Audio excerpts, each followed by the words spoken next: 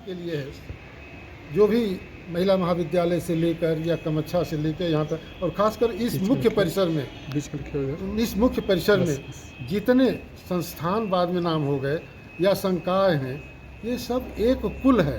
क्या एक पुल में दीवार खड़ा करना उचित है? मैं इससे बहुत आहत हूँ, लेकिन मुझे लग रहा है कि धीरे धीरे इस त्रुटि को सुधारने का प्रयास होगा और शायद दीवार न खड़ी होने पाए। और करना जो है वह हमें शिक्षकों को और मनोयोग से पढ़ाना है, तन्मयता से पढ़ाना है, छात्रों को पढ़ना है, और प्रशासकों को भी, जिसमें सुरक्षा अधिकारी से लेकर सब लोग आते हैं। हमारा काम शांति यहाँ का बनाए रखना, सुरक्षा प्रदान करना तथा निर्भयता प्रदान करना। भय और पृथकता से परिसर को नहीं सजाया जा सकता, बल्कि हम परिसर की समग्र या सकल सौंदर्य को, परिसर के सकल सौंदर्य को कहीं विभाजित न करने का तो सोच रहे हों। इसलिए इस पीड़ा से प्रभावित होकर के मैं आया हूँ। मालवीय जी को प्रणाम करके बैद्यनाथ धाम का प्रसाद लाया था, 2 दाना वहाँ रख के।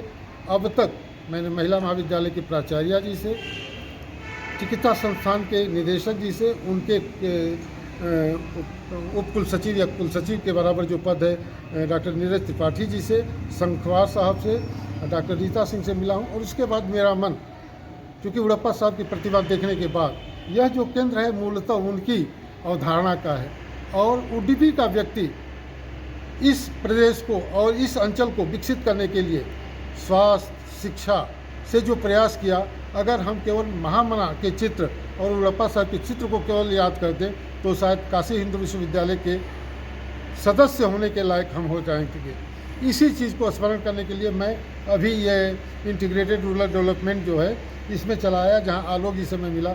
डॉक्टर आलोक जी डीएवी में थे और भारत में इकोनोमेट्रिक्स के जो अर्थशास्त्र का नापने का जो मिति है उसके बहुत बड़े विद्वान हैं। मैं इनसे मिलने चला आया, विद्यार्थियों से भेंट हुई, मैंने इनको कुछ व्यक्तिगत आत्म संबंधी और पढ़ने के लिए इनको मैंने कुछ संदर्भ ग्रंथ भी बताएं। तब तक आप लोगों का फ़ोन आया आलोक भाई का, तो आप लोगों से भी मिल करके अच्छा, आपके इस चैनल के माध्यम से हाथ जोड़ करके और बस इतना ही कहना चाहता हूं कि केवल अगर मालवीय जी को याद कर लें और गाहें बेगाहें का इतिहास याद कर ले, तो जो 3 साल के लोग आते हैं वो हिंदू विश्वविद्यालय का इतिहास नहीं जानते हैं। लेकिन इस परिसर की व्यापकता के लिए गांवों को खाली कराया गया। वो गांव के लोग अच्छे थे जो सुरक्षा से गांव खाली करके चले गए, उनके देवता भी यहाँ आए, और हम दीवार खड़ा करना चाहते हैं। और आज मुझे पता चला आईटी के तरफ जाने पर सिक्योरिटी वाले इधर के लड़कों का आइडेंटिटी कार्ड चेक कर रहे हैं। बाहर से आने वाले अपराधियों का न कार्ड चेक हो रहा है, न उनके मोटरसाइकिल और कार चेक करते हैं रात भर। और बच्चों में आपस में एक दूसरे से नहीं मिलेंगे तो फिर ये परिसर किस लिए रहा?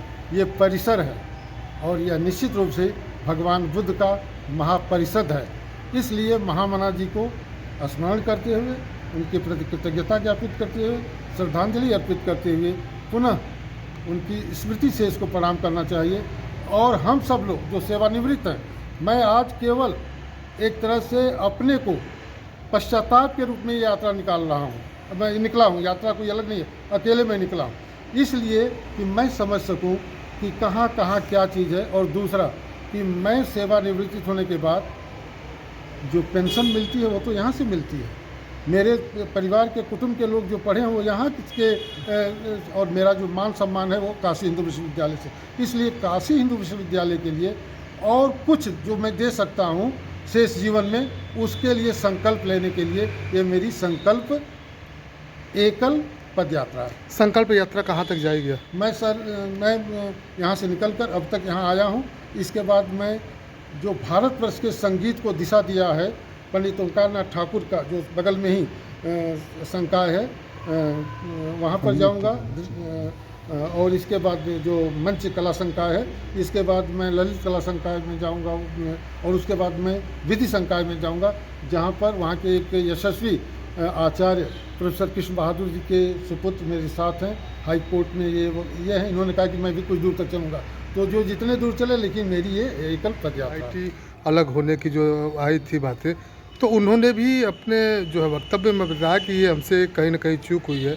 तो वो क्या कहना है इस पूरे मामले पे, जो वहाँ उस समय किस तरह सुधारा जा सकता है, क्या लग रहा है? मैं उस पर कुछ कह करके कोई तिक्तता नहीं पैदा करना चाहता हूँ।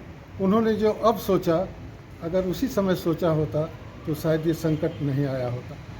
मेरे वो कहीं से रिश्ते में हैं, लेकिन सर के यहाँ रहते समय मैंने केवल इतना ही कहा था कि बरगछा में जो बन रहा है या ये जो अलगाव हो रहा है, ये अलगाव नहीं होना चाहिए। इसलिए मैं इस विश्वविद्यालय में इन अर्थों में अप्रिय रहा हूँ तथा मैं अकेला पड़ गया था।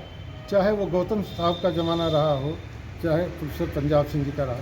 पंजाब सिंह मेरे लिए पूज्य हैं, भारत के कृषि विज्ञान के ज्ञाता हैं।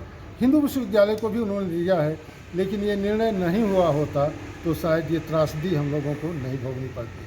संस्थान नाम हो जाना अलग चीज़ है।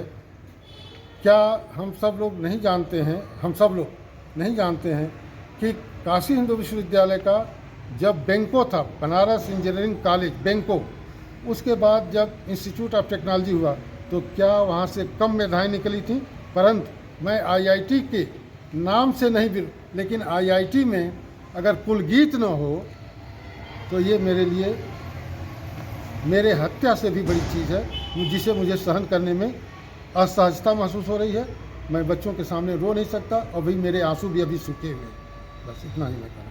Thank you. Professor Harikesh Singh sir की लेकर ले आते हैं।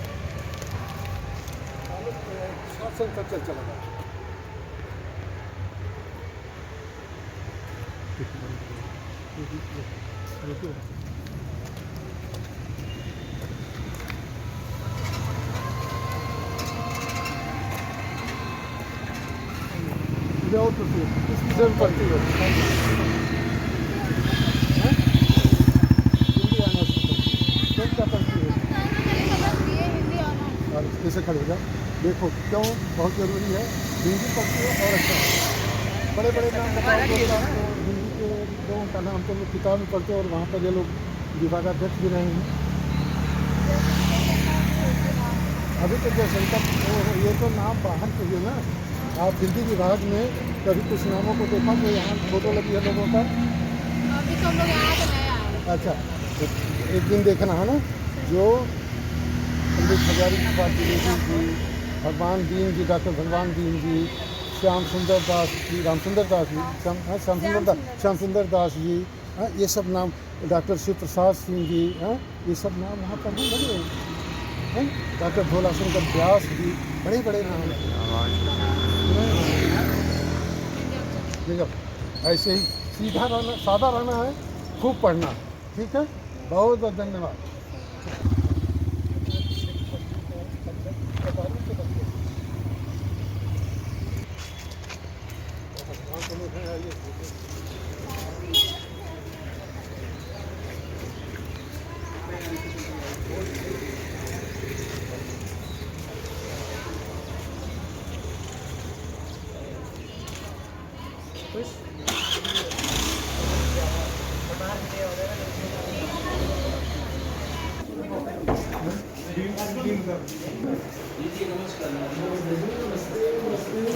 क्या बात है, बैठिए पहले।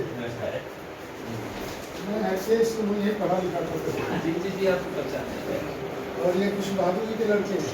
हाँ, जो सर